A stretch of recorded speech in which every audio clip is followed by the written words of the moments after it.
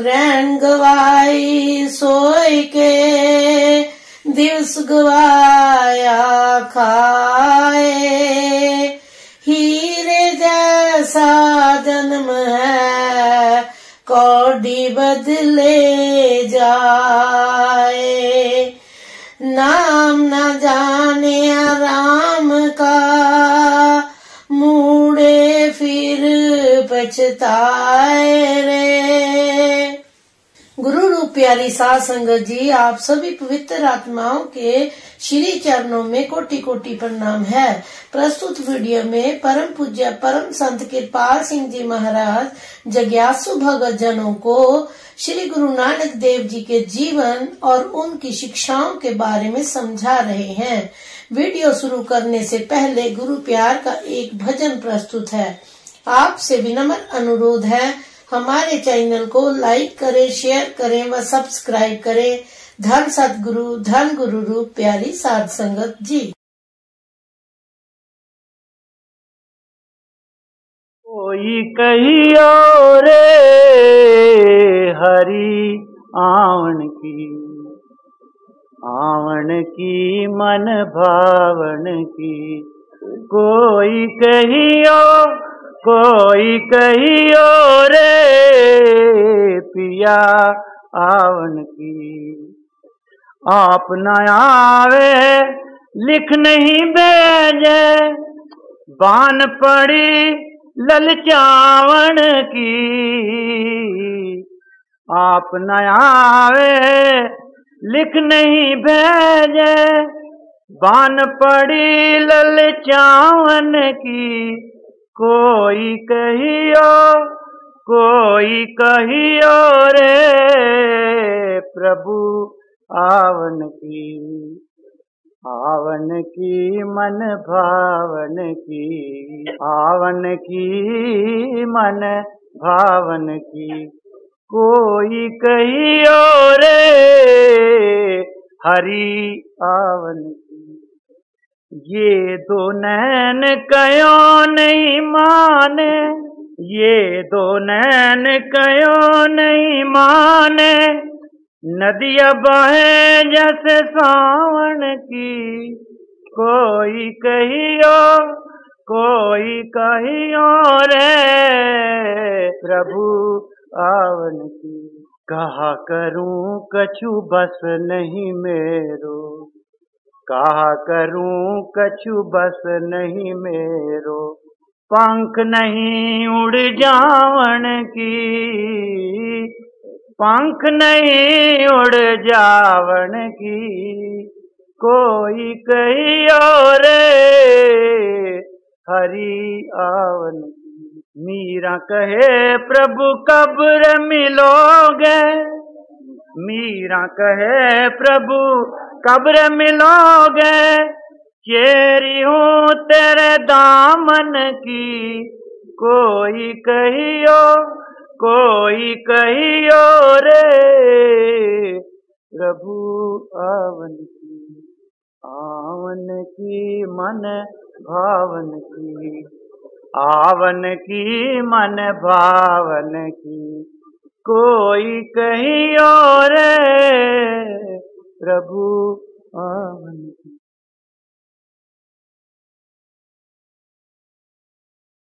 गुरु रूप प्यारी साध संगत जी, आप सभी पवित्र आत्माओं के श्री चरणों में दास का कोटि कोटि प्रणाम है।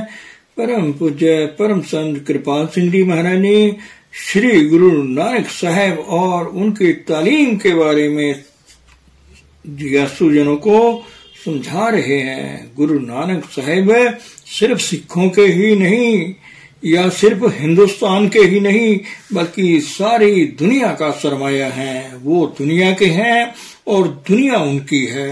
वो सब धर्मों को मिलाने और सब धर्म ग्रंथों की तालीम की एकता को वाज़ा करने के लिए आए थे। उन्होंने सादा जुबान में बयान किया और बताया कि एक ही प्रेम की ज्योति है जो सब इबादत गाहों और धर्म ग्रंथों को जगमगा रही है। गुरु नानक साहिब के पैगाम का निचोड़ है प्रभु प्रेम और खल्के खुदा से मोहब्बत, गरीबों की खिदमत, बगैर किसी दिखावे के चुपचाप और संतों महात्माओं और महापुरुषों के लिए जो आज दिन तक आए यकसा अकीदत और प्यार का जज्बा, ये गुरु नानक साहिब का पहला उद्देश्य है। जब वो मुल्तान गए, जहाँ बड़े फकीर रहते थे, वहाँ उन्होंने दूध का लबालब भरा प्याला गुरु नानक साहिब को पेश किया, ये बताने के लिए कि यहाँ पहले ही पीर फकीर भरे पड़े हैं, नए की गुंजाइश नहीं है। गुरु नानक साहिब इशारा समझ गए और उन्होंने एक चमेली का फूल उस प्याले में रख दिया। मतलब ये कि हम किसी की जगह लेने के लिए नहीं आए, हम तो सबको खुशबू देने के लिए आए हैं। महापुरुषों का किसी से झगड़ा नहीं होता, वो सबसे प्यार करते हैं और निहायत खुशी के साथ खल्के खुदा और उस खुदा की खिदमत करते रहते हैं। गुरु नानक साहिब ने एक नई बात ये की कि जो उनसे पहले किसी महापुरुष ने नहीं की।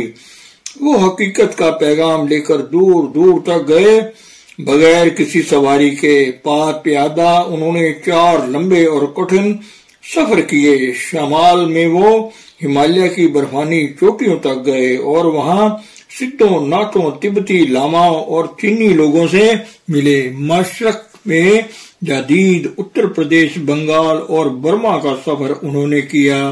तीसरी यात्रा दक्षिण की थी, इसमें वो सिंगला द्वीप तक गए। चौथी यात्रा में बलोचिस्तान, ईरान, अफगानिस्तान, तुर्की, अरब, मक्का, मदीना, इजराइल, शाम, लिबनान, मिस्र वगैरह गए। ये सारा सफर उन्होंने प्यादा तय किया और इस सफर के तय करने में, जगह जगह घूमने में उन्हें 30 वर्ष लगे। गुरु नानक साहिब की तालीम ने लाखों करोड़ों इंसानों के दिलो दिमाग को कई पहलुओं से जगाया। उनकी तालीम आज भी इतनी अहमियत रखती है जितनी उनके अपने जमाने में रखती थी। जमहूरियतें हिंद को मजबूत बुनियादों पर रखने के लिए गुरु नानक साहिब की जिंदगी बख्श तालीम की बड़ी भारी जरूरत है, क्योंकि हिंदुस्तान को अभी कई नाजुक मिसाइल दरपेश हैं और वे काबिल आजादी से अभी बहुत दूर है। गुरु नानक साहिब हिंदुस्तान के एक बड़े नाजुक दौर में आए, जब फिरका दाराना तास्सुब और धड़ेबंदी के झगड़ों के सबब मुल्क पर मुगलों का तसल्लुत मजबूत होता चला जा रहा था। गुरु नानक साहिब की वाणी में जमाने की बदहाली की तस्वीरें मिलती हैं। एक जगह फरमाते हैं, कल काती राजे कसाई धर्म पंख कर उड़ रहा, कूड़ अमावस सच चंद्रमा जिससे नहीं कह चढ़िया। हाकिम कसाई बन गए हैं कलयुग में और धर्म पंख लगाकर उड़ गया है। झूठ की अमावस जैसी काली अंधेरी रात के हकीकत के चंद्रमा को ढांप लिया है। हिंदू और मुसलमान एक दूसरे के जानी दुश्मन बन रहे हैं। जिनके हाथों में हुकूमत थी वो लहू लब, ऐश प्रस्ती और लालच में अंधे हो रहे थे और मजहब के नाम पर तरह तरह के जुल्म लोगों पर कर रहे थे। तारीख के ऐसे स्याह दौर में गुरु नानक साहिब का ज़हूर हुआ। उन्होंने जगह जगह फिरकर प्रभु के नाम का प्रचार किया। अपने लिए उन्होंने कभी किसी से कुछ नहीं मांगा। मुल्क की बिगड़ी हुई हालात को, दुनिया के दुख और मुसीबत को देखा। दुखियों की दर्द भरी पुकार सुनकर बेचैन हो उठे और परमात्मा से प्रार्थना की, जगत जलंदा रख ले प्रभ अपनी कृपा तार, जित द्वारे उबरे तिथे लियो उबार। हे प्रभु, दुनिया जल रही है, जैसे भी हो अपनी दया मेहर से बचा ले। गुरु नानक साहिब जब बाबर बादशाह से मिले तो बादशाह ने कहा, जो शह दरकार हो मांग लेना। गुरु साहिब फरमाने लगे, सुन ए बादशाह, वो फकीर मूर्ख है जो शाहों के आगे हाथ फैलाता है। एक ही दाता है परमात्मा जो सबको देता है, नानक को सिर्फ उसकी चाहत है। बाबर फकीरों का बड़ा अदब करता था।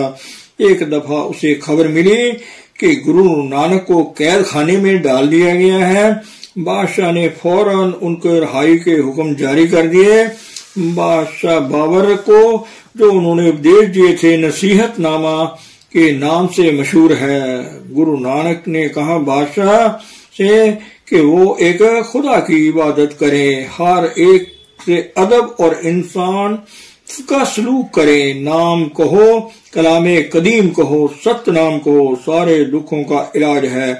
वो रब्बी नगमा हर एक दिल में गूंज रहा है, लेकिन उसको वही लोग सुन सकते हैं जिनके हृदय पवित्र हैं। और बादशाह को उन्होंने कहा कि दिल के शीशे को साफ करो ताकि हकीकत की झलक इसमें पड़ सके। अपने दिल में परमात्मा का प्यार बसा ले और किसी का दिल ना दुखा। वो हकीकत के पैगंबर थे। स्कूल में उस्ताद से मुलाकात के बाद गुरु नानक ने पूछा, आपने अब तक क्या कुछ सीखा है? कहने लगे, मैंने हर इल्म हासिल किया है, सारे धर्मों का मुकद्दस किताबों का मुताला यानी अध्ययन किया है, हर शय के बारे में जानता हूँ। गुरु नानक साहब ने पूछा कि इतना इल्म हासिल करके आप पहुंचे कहाँ हो? आपने क्या पाया है? बड़े खूबसूरत लफ्जों में उस्ताद ने तालीम का हकीकी मकसद बयान किया। तो गुरु नानक साहब ने फरमाया कि दुनिया के सारे ख्यालात को जलाकर खाक में डालो और इस राख की स्याही बनाकर ईमान और यकीन के कागज पर बार बार हरि नाम सत करतार लिखता चला जा। जब उन्हें स्कूल में पढ़ने के लिए दाखिल किया गया तो अपने उस्ताद गोपाल पांडे से उन्होंने कहा कि दिल की कलम बना और उस कलम से बार बार उस मालिक का नाम लिखता चला जा। दुनिया की मान बढ़ाई किसी काम की नहीं अगर प्रभु को नहीं पाया। आजकल पुस्तकों को तोते की तरह पढ़ना और रटना, पढ़कर डिप्लोमेट या डिग्रियां हासिल करने पर जोर दिया जा रहा है ताकि नौकरी मिल सके। नतीजा ये है कि हिंदुस्तान के स्कूलों, कॉलेजों और यूनिवर्सिटियों में दाखिले नहीं मिल रहे, जगह जगह नहीं है, सीटें नहीं है, हमारा करैक्टर 1 इंच भी ऊपर नहीं उठा। क्या फायदा अगर हम दुनिया के साजो सामान को हासिल कर ले और अपने आप को गुम कर दें। सरकारी कानून से ऊंचे कानून, इंसानी भाईचारा और रहम के कानून को तस्लीम करें और उस रब्बी आवाज को सुने जो सब जगह गूंज और दुहाई दे रही है कि ए धरती के वासियों, प्रभु के बच्चों, तुम सब एक हो। गुरु नानक साहिब इस हकीकत का प्रचार करने और इसे लागू करने के लिए आए थे। गुरु नानक साहिब ने देखा कि इंसान को मुकम्मल इंसान बनाने और सब इंसानों को आपस में मिलाने की एक ही बुनियाद हो सकती है, परमात्मा से मोहब्बत और खिदमत। एक दफा जल समाधि से उठकर उन्होंने फरमाया, ना को हिंदू ना मुसलमान, मतलब कि इनमें कोई फर्क नहीं है, ना को हिंदू ना मुसलमान, हम दोनों को एको जान।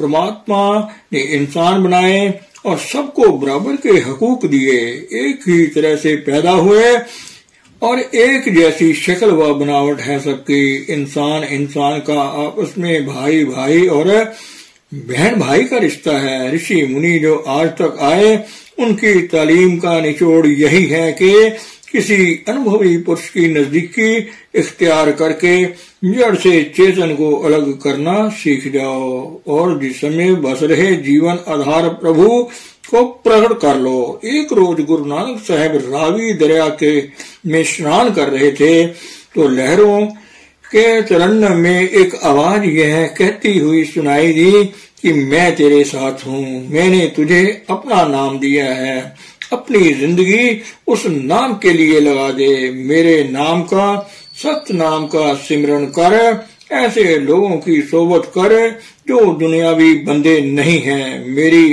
अजमत का ध्यान कर और गरीबों मोहताजों की खिदमत कर उसी तरह जैसे तू अपनी खिदमत करता है। इस खुदाई आवाज को सुनते ही गौतम बुद्ध और महावीर स्वामी की तरह गुरु नानक घर बार त्याग कर लोगों को प्रभु से जोड़ने के काम में लग गए, ताकि वो अपने अंदर दबे हुए आनंद और मस्ती के खजाने को हासिल कर उसे काम में ला सकें। बीवी बच्चों को छोड़ने पर उन्हें लोगों ने ताने दिए, जिनके जवाब में उन्होंने फरमाया कि इन बीवी बच्चों को मैं उस परम पिता के हवाले कर रहा हूँ जो हमारा सबका मालिक है।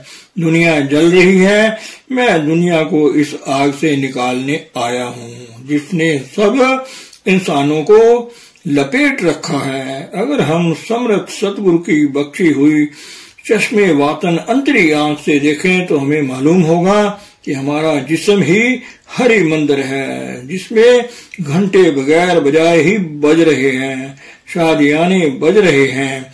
मगर इंसान बाहरी ज्योति जगाते रहे, घंटे बाहर ही बजाते रहे, इंद्रियों के घाट की दूसरी क्रियाएं करते रहे, अंतर में प्रभु की ज्योति को ना देखा, ना उस नाद को सुना जो घट घट में हो रहा है।